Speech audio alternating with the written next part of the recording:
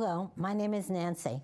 I'm an educator, a lifelong learner, a mother, a grandmother, and I'm also the author of this book, Keeping Kids and Teens Safe and Happy, Helpful Tips for Parents and Grandparents.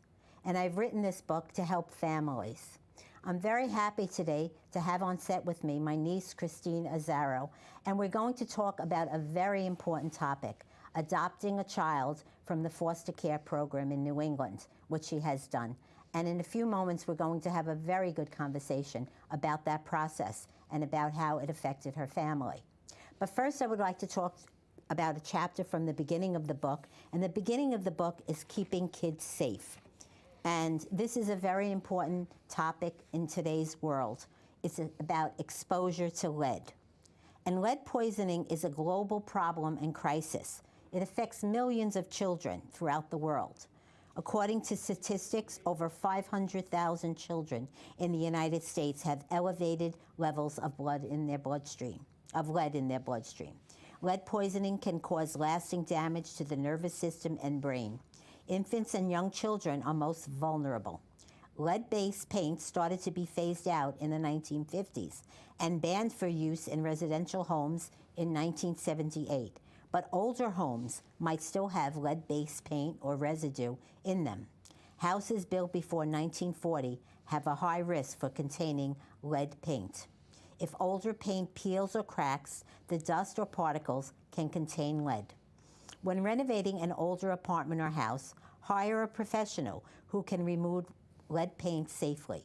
Professionals know how to reduce lead dust while removing lead paint.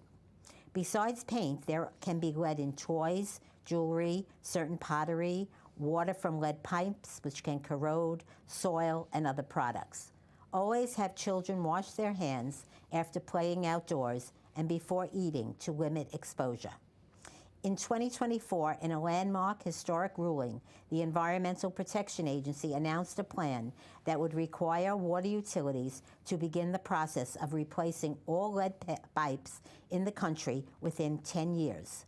The lead pipes that bring water into apartments and homes are considered to be a source of lead exposure for children. Finally, with this ruling, something will be done to eradicate this problem.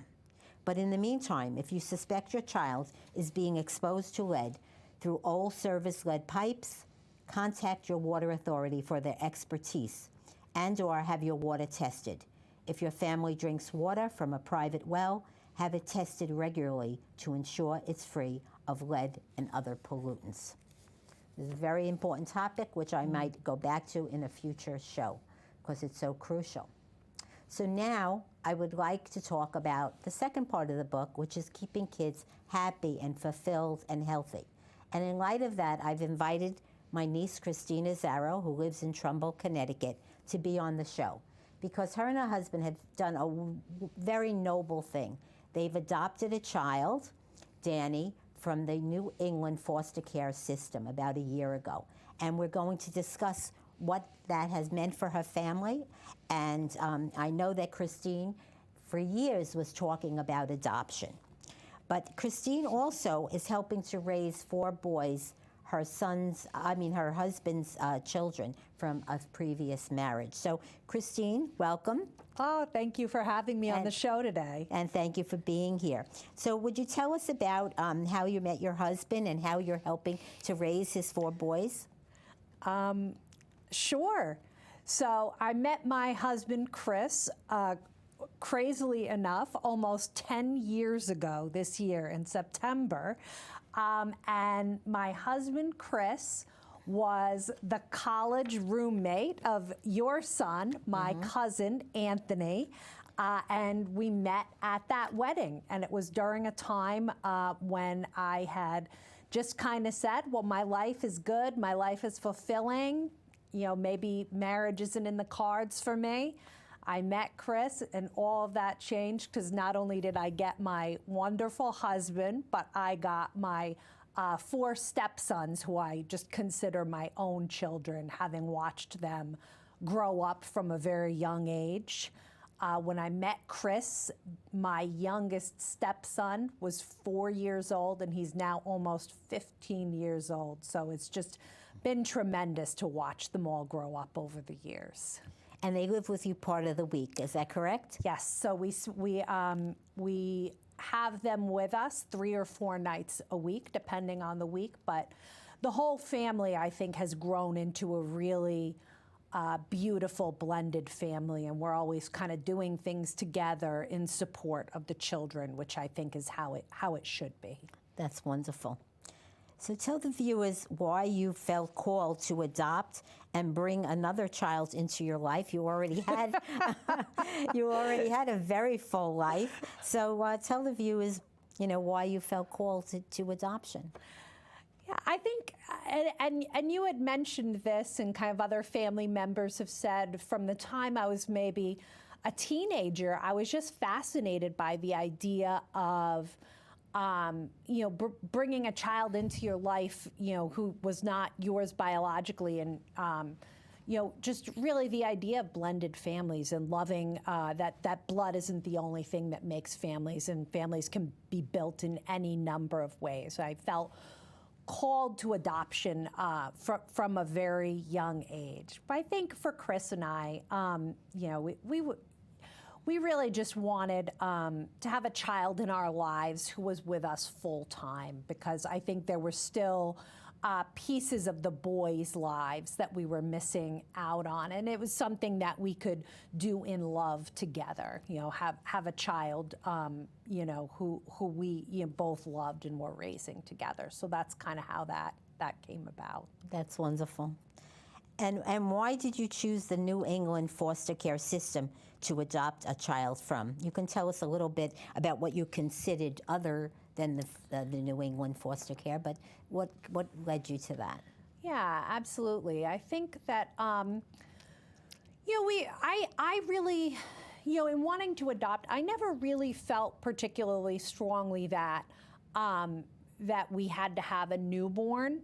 But when we first began the process, we were working with a particular adoption agency, and we're told that newborn adoption was really a chance to get a child that you could imprint on from the beginning. And I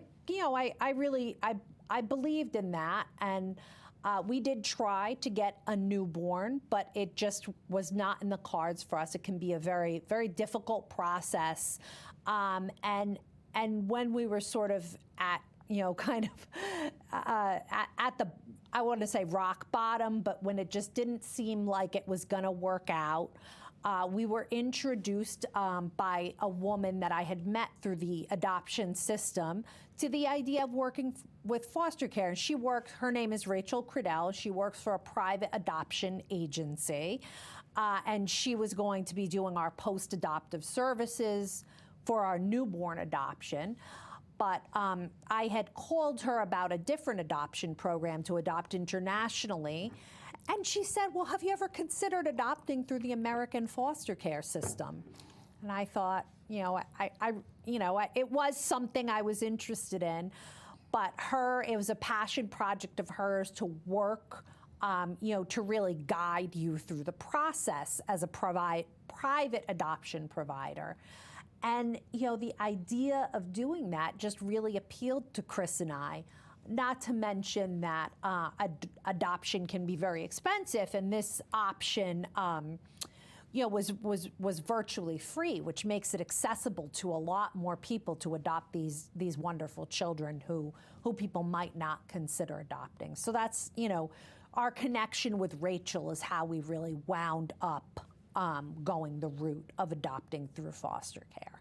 So she suggested it, is that correct? She did, yeah. I had called about another program, Adopting Through, another fabulous program, Adopting through Colombia, the country of Colombia, doing an international adoption. And she kind of gave the little push in the direction of, you can you can adopt right here in the United States. And do it. It's a very low cost option where you're doing a lot of good, and it was obviously, just from speaking to her, something she felt very passionately about, and that passion really came through and convinced Chris and I that's my husband, that this was a good direction for us to go in. That was wonderful. And Danny came from a different state, is that correct, in New England? Yes, she came from Massachusetts, and Massachusetts has kind of this website where they share out children who are legally freed for adoption. And just Massachusetts has a wonderful and robust social services system. So you really, in going through an adoption with that state, at least have a really wonderful partner. The work that Rachel, who's my wonderful adoption worker, now friend, I would say, she will work with you to adopt from a myriad states. Massachusetts just happens to be very convenient due to the proximity and also the robust nature of their social services system, which means that these children have really gotten all the services that they need and require along the way, which is a nice thing. That's wonderful. So what were the steps that you had to take to adopt Danny? Ooh, you have to give them everything. For anyone who may be listening or watching who is considering adoption, the first step in the process is to work with a certified provider in the home study process. And the home study process is what they do to really ensure that you're both suitable and capable of continuing on in the process. They do, as the name would suggest, they do come to your home. If you're adopting an infant, they make sure your home is baby-proof before you even begin the process, which was kind of, an interesting piece of it. They look into your background. They really get to know you as a person as well through like a series of interviews with you about your past, and just to make sure that you're really a good fit, and also that you're someone who just is really passionate and wants this in their life. So that was the first step in the process. When we went down the road to foster care, we already had a home study from the infant process, which just had to be refreshed. If you do have a home study, it needs to be renewed every 2 years. So, regardless. And, we had to do our fingerprinting. You have to go to the police station, all of this just to, to ensure that the children at the other end of this are going to be, safe and healthy in the homes that are provided. So that's the first part. And then the second part is just looking for children that you might be interested in, which is kind of an odd thing, right? Going online and looking at different profiles of available children, seeing if you might be a good fit. And then really it's a very, there's a lot of steps in the process in terms of you would submit your home study, and then the social workers who work very closely with that child would really think deeply about whether this seems to be an appropriate fit. For example, we have a dog in our house, as many of you do, and one of the things that they would want is to match it with a child who is okay in a home with pets. So those are kind of examples of things. If you have siblings in the home, is a child who would do well with siblings, if whether you're a one-parent or two-parent household. So they kind of vet all of that information before you even have a chance to meet this child. Good. So it sounds like it's a good process.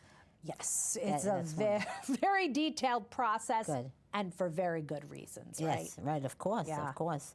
And I know that Danny had stayed with you for a few weekends before you actually formally adopted her.